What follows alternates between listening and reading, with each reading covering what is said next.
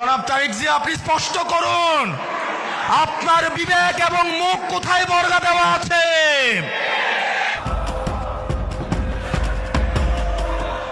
সংসদ অধিবেশনের প্রথম দিনেই এক নজিরবিহীন সিদ্ধান্তে বৈষম্য বিরোধী ছাত্র আন্দোলনের অন্যতম সমন্বয়ক হাসনাত আব্দুল্লাহ এবং জামায়াতে ইসলামের বেশ কয়েকজন নেতার সংসদ সদস্য বা এমপি পদ বাতিল করা হয়েছে।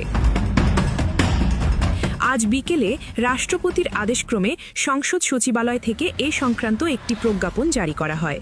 সংসদে হাসনাত আব্দুল্লাহ আপনারা জানেন যে কঠিন অগ্নিঝরা বক্তব্য দিয়েছে এবং শুধু সংসদে নয় মানে সমস্ত এমপিদের ঘুম কিন্তু হাসনাত আব্দুল্লাহ হারাম করে দিয়েছে।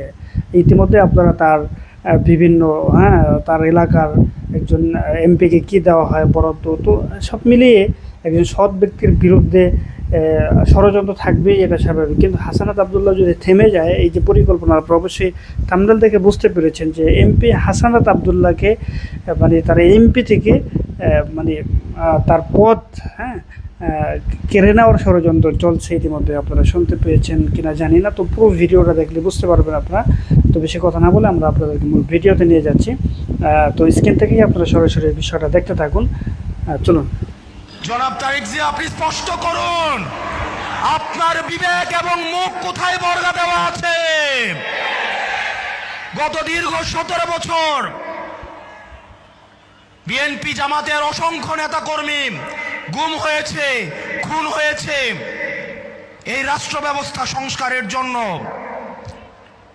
আজকে যখন রাষ্ট্র ব্যবস্থা সংস্কারের সুবর্ণ সুযোগ তৈরি হয়েছে, অত্যন্ত পরিতাপের বিষয়, কিছুদিন হয়তো পরে আমরা শুনতে পাবো হাসিনা ছাড়া ফেসিবাদ ব্যবস্থার সবকিছুই আপনারা রেখে দেন। শুধু এই কথাটা হয়তো লজ্জায় তারা বলতে পারছে না।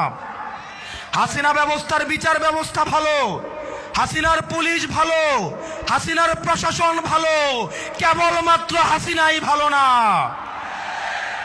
আজকে আপনারা হাসিনার সবকিছুকেই টিকিয়ে রাখতে চাচ্ছেন। এই তরুণ প্রজন্মের কাঠগড়ায় আপনাদেরকে দাঁড়াতে হবে। অসংখ্য লক্ষ তরুণ প্রজন্ম যারা প্রধানমন্ত্রী হইতে আসে নাই, শুধুমাত্র এই দেশটাকে ভালোবেসে রাস্তায় নেমে এসে বুকের তাজা রক্ত ঢেলে দিয়ে হাসিনাকে ভারতে পালাতে বাধ্য করেছে। যারা হাসিনার ব্যবস্থা টিকিয়ে রাখতে চাইবে, আমার ভাই আবরার ফাহাদের মতো, আমার ভাই হাদির মতো, আমার ভাই আলিফের মতো আমরা যুগে যুগে রাস্তায় নেমে আসবো ইনশাআল্লাহ।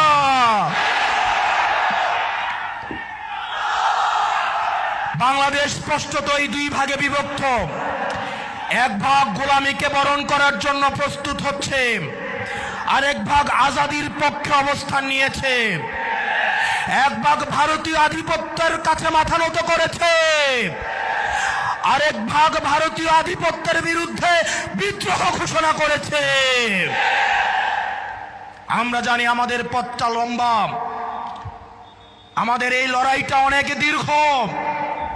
আমাদেরকে আবার সুপ্ত গুপ্তর এই ধরনের তৃতীয় শ্রেণীর ভাষা দিয়ে আবার হত্যাযোগ্য করে তোলার ষড়যন্ত্র করা হচ্ছে। গত 17 বছর ধরে যারা ভার্চুয়ালি দল চালিয়েছে, জুলাই পরবর্তী 1.5 বছর অপেক্ষা করেছে দেশে আসার জন্য, তাদের কাছ থেকে আমরা গুপ্ত সুপ্ত লেকচার শুনবো ইনশাআল্লাহ। প্রিয় কুমিল্লাবাসী, আমরা আঞ্চলিক বৈষম্যের শিকার। কুমিল্লা, আমরা মাইক্রো ইকোনমি আমাদের সমৃদ্ধ। আমাদের রেমিটেন্স যোদ্ধা ভাইয়েরা বিদেশে মাথার ঘাম পায়ে ফেলে কুমিল্লার অর্থনীতিকে সমৃদ্ধ করেছে। আজকে আমির সাহেব এখানে আসছে, কুমিল্লার রাস্তাঘাটে চললে মনে হয় আমরা বাংলাদেশে কোথাও নাই, আমরা আফ্রিকার কোনো এক দুর্ভোগ কোনো এক অঞ্চলে আমরা রয়েছি। আমরা আপনার মুখে প্রতিশ্রুতি শুনতে চাই, কুমিল্লার এই মাইক্রো ইকোনমিকে, কুমিল্লাকে সবসময় বলে আঞ্চলিক বৈষম্যের শিকার হতে হয়েছে। অথচ কুমিল্লার হাতেই, কুমিল্লার ছেলেদের হাতেই হাসিনাকে দেশ ছেড়ে পালাতে বাধ্য হতে হয়েছে। আমরা কুমিল্লাবাসী দৃঢ় অপেক্ষায় বসে আছি। এই টাউন হলে আপনি ঘোষণা দিবেন, এই কুমিল্লা যেভাবে আঞ্চলিক বৈষম্যের শিকার হয়েছে, ভবিষ্যতে কোনো ধরনের আঞ্চলিক বৈষম্য বরদাস্ত করা হবে না। এবং আমাদের এই 11 দলীয় ঐক্যবদ্ধ জোট ক্ষমতায় গেলে আমরা 1 মাসের মধ্যে কুমিল্লাকে বিভাগ ঘোষণা করব। ও ইনকিলাব ইনকিলাব ইনকিলাব ইনকিলাব। আমার ভাই হাদিকে মেরে ওরা মনে করেছিল হয়তো হাদি মরে গিয়েছে। হ্যাঁ দর্শক, ইতিমধ্যে আপনারা আমাদের স্ক্রিন থেকে সরাসরি ভিডিও ফুটেজ কিন্তু দেখতে পেয়েছেন। তো সর্বশেষ আরও একটা ভিডিও আছে, আমরা সংক্ষেপে আপনাদেরকে দেখাবো, ওটা দেখলে আরও সহজে বুঝতে পারবো। চলুন। রাষ্ট্রপতি জনাব মোহাম্মদ শাহাবুদ্দিনকে তার মূল্যবান ভাষণ প্রদানের জন্য অনুরোধ জানাচ্ছি।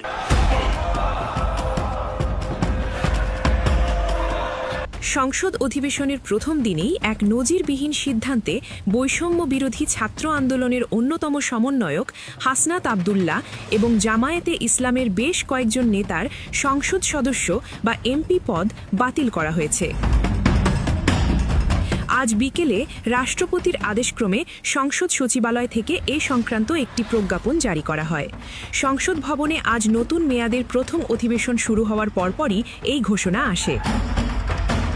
পদের যোগ্যতা ও নির্বাচনী আচরণবিধি সংক্রান্ত আইনি জটিলতার কারণে এই সিদ্ধান্ত নেওয়া হয়েছে বলে প্রাথমিক সূত্রে জানা গেছে। জামায়াতে ইসলামী দলটির গুরুত্বপূর্ণ 4 জন নেতার এমপি পদ বাতিলের ঘোষণা দেওয়া হয়েছে, যাদের নাম যাচাইধীন। হাসনাত আবদুল্লাহ ছাত্র আন্দোলনের পর বিশেষ ব্যবস্থায় নির্বাচিত বা মনোনীত হিসেবে আলোচিত ছিলেন। এই ঘোষণার পর সংসদ ভবনের ভেতরে ও বাইরে মিশ্র প্রতিক্রিয়া দেখা গেছে। জামায়াতে ইসলামীর পক্ষ থেকে এই সিদ্ধান্তকে রাজনৈতিক উদ্দেশ্য প্রণোদিত বলে দাবি করা হয়েছে। অন্যদিকে হাসনাত আবদুল্লাহর অনুসারীরা তাৎক্ষণিক বিক্ষোভের ডাক দিয়েছেন।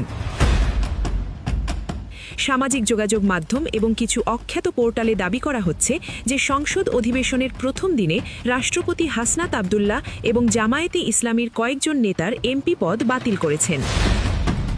বিষয়টি নিয়ে জনমনে বিভ্রান্তি তৈরি হলেও অনুসন্ধানে দেখা গেছে এই তথ্যটি সম্পূর্ণ ভিত্তিহীন এবং একটি গুজব। সংসদ অধিবেশনের শুরুতে এক নজিরবিহীন পরিস্থিতির সৃষ্টি হয়। রাষ্ট্রপতি যখন তার নির্ধারিত ভাষণ দেওয়ার জন্য ডায়াসে দাঁড়ান, ঠিক সেই মুহূর্তেই বিরোধী ও স্বতন্ত্র বেঞ্চের জামায়াতে ইসলামী এবং এনসিপি তীব্র প্রতিবাদ শুরু করেন। অধিবেশন শুরুর পর রাষ্ট্রপতি ভাষণ দেওয়ার জন্য প্রস্তুতি নিতেই জামায়াত ও এনসিপির সদস্যরা নিজ নিজ আসন থেকে দাঁড়িয়ে পড়েন।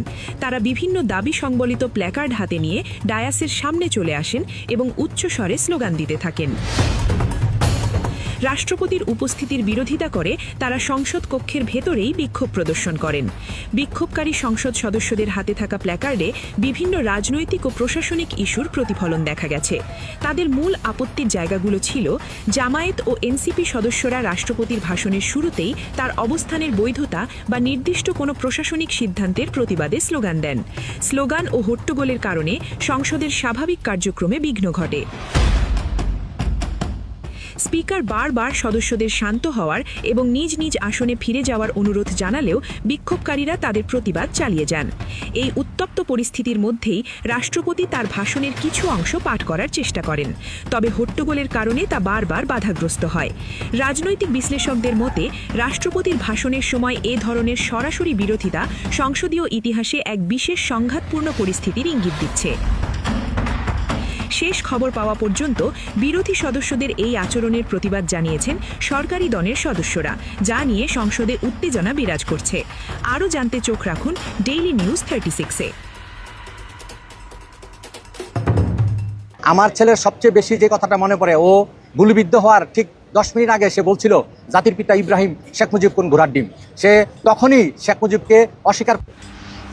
দর্শক, সর্বশেষ ভিডিও ইতিমধ্যে আপনারা দেখতে পেয়েছেন। তো সব মিলিয়ে আপনাদের মূল্যবান মতামত জানাবেন। ভালো থাকবেন। আসসালামু আলাইকুম।